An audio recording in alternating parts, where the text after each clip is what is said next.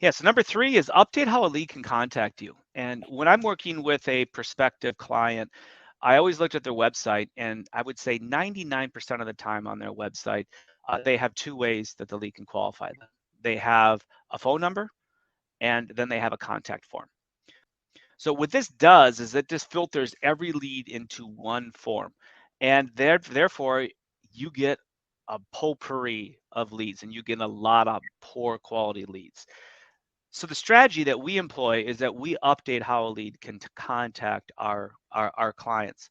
And what I mean by this is there are three key pieces of information that every lead is looking for.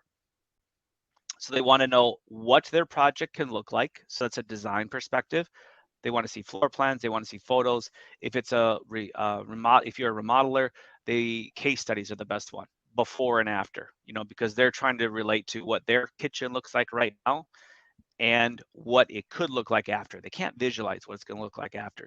So showing case studies is the most powerful way that you can attract the attention of a prospective remodeling client. Number two is going to be price points. So you've got to give price ranges. If you're a home builder, you show different types of homes you can build. You put the prices on there. If you're a remodeler, you're going to give price ranges of the projects that you use. And then number three is location. So as you're a home builder, where you have lots available or where you will build off-site. And for a remodeler, like I said, what's your service area? So people want to know, will you come to my local area? So that means you're going to create pages that has that content on there. And when you do that, the lead finds that content. You make it real easy for them to find, preferably one click once they're on your website. They see that information, and they see the locations, the project types, they see the pricing parameters. They're self-qualifying. Then what we do is we put forms on that page, or we call it a lead magnet. So we give them an offer. An offer is like, hey, if you give me something, which is what you're going to ask for, is will you give me your contact information and give me permission so that I can follow up for you? And then in exchange, you give them something that they're looking for, such as access to floor plans, pricing information, different locations that you're building in, information on, planning a remodeling project or planning a new home. And then so that creates that opt-in permission-based relationship. And then you have, again, a lead that does not come into the qualified form, but they come in because they see a plan that you like or a project that you offer, or they're interested in a location where you're building. Any thoughts, Diana? I think that's a very clear and simple strategy, but as you said, not everyone is doing it.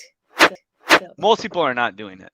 And that's the problem then, is that's where you get a lot of really poor quality leads. And I talked to a prospective client the other day. They talked about they're only, say, 25% of their business is coming online. And I said, wow, that's just way too low. It should be 50% or more coming online. And what they say is, they get a whole lot of low quality leads. And so then the salespeople, they follow up with them and they're poor quality. So the salespeople just stop following up, or they don't follow up very much. And so that lowers the conversion. So again, a lot of these things you can do, you can automate, you can really streamline it. Like I mentioned on strategy number two with the forms, that's the most basic instance of artificial intelligence, is just using a simple disqualifier. You do this and I will do this. So it's called an if else statement.